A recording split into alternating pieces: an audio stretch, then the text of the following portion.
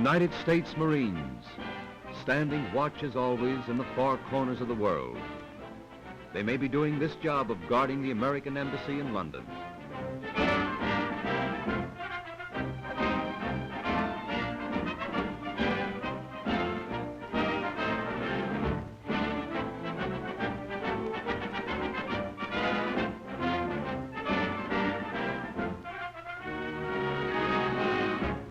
In Iceland, where Marines are still guarding our bases, protecting the vital North Atlantic supply line to Britain and Russia.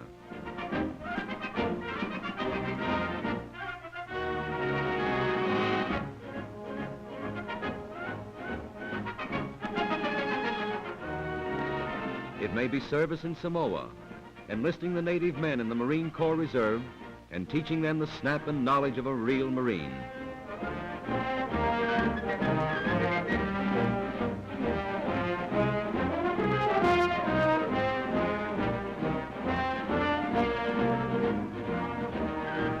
In Australia, and there are thousands more at home training for the actions of the coming year.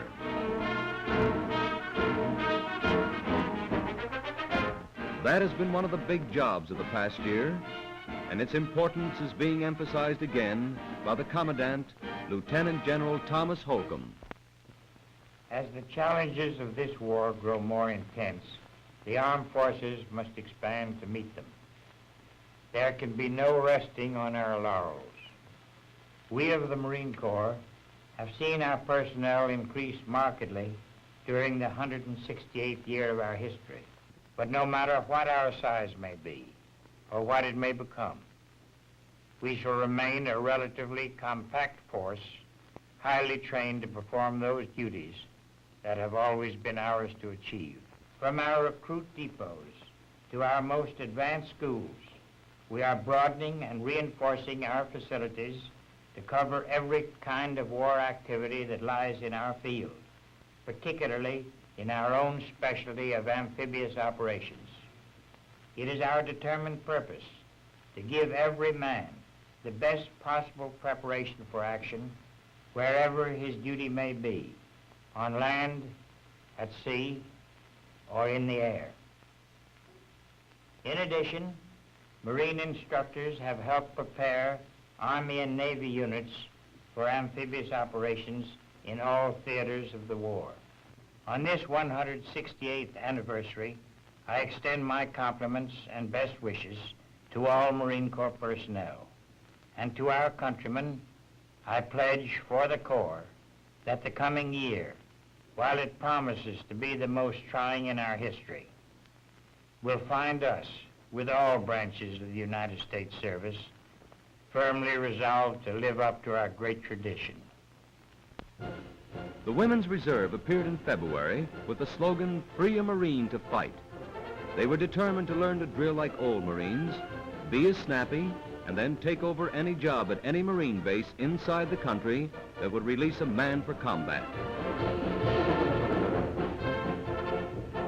Now they are 10,000 strong, still growing, and even the saltiest Marine recognizes the good job being done by the women of the Corps. Quantico, home of the Marine Corps schools and the big training ground for Marine officers. San Diego, the San Diego Marine Recruit Training Base with Paris Island, South Carolina, is turning out thousands of new Marines every 7 weeks.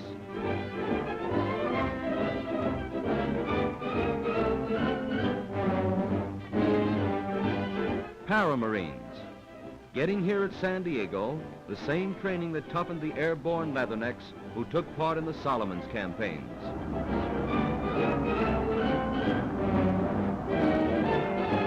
Marine Devil Dogs,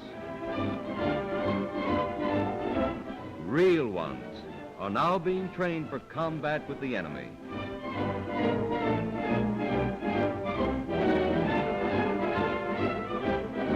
During the past year, Negroes came into the Corps for the first time. At Montford Point, Camp Lejeune, they are receiving a complete and thorough course in combat training.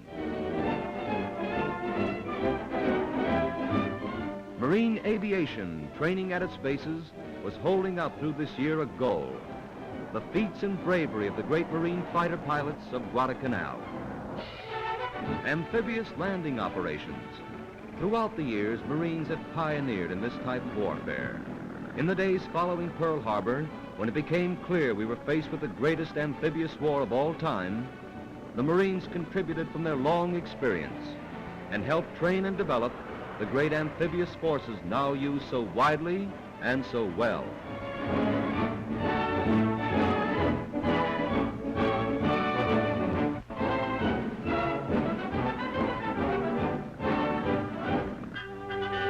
Guadalcanal, one of the most glorious and heroic chapters in the history of the Marine Corps.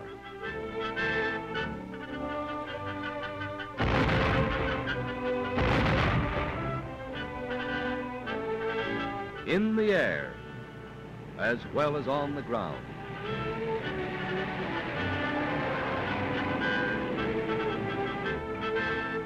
After 5 months of the bloodiest jungle fighting of the war, General Vandergrift and his Marines were relieved by the Army.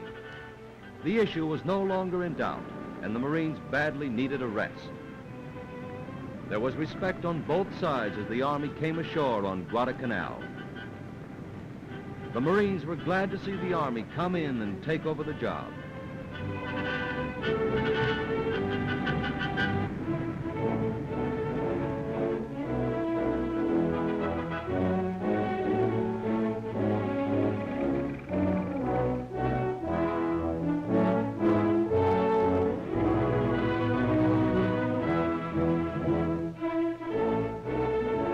Other units of Marines moved north of the Solomons to occupy Funafuti, a small and important island almost on the doorstep of the Japanese-occupied Gilbert Islands.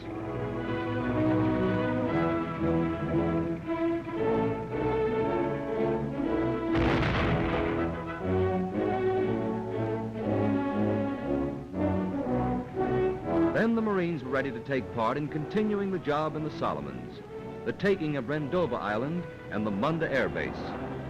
Both were combined operations filled with desperate fighting, and both were conspicuously successful. Marines fulfilled their assigned tasks with skill and bravery.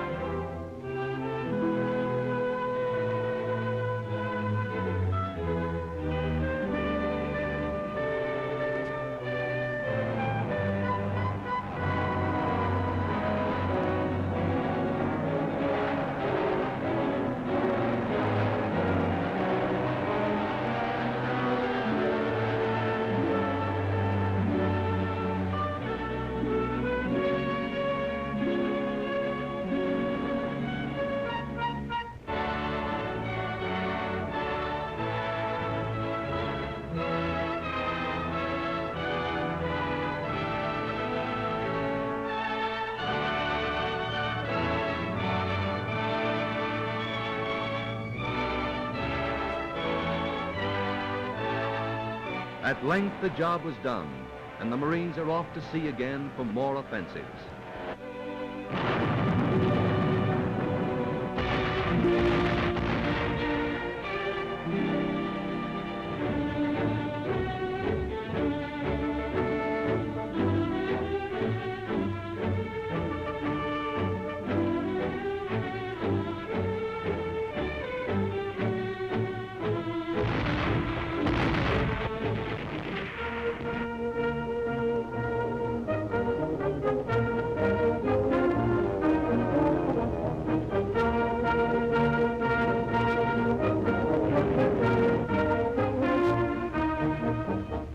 This is their kind of a war, and Wake Island is not forgotten, nor the graves on Guadalcanal. There is still work to be done, and the Marines will do it.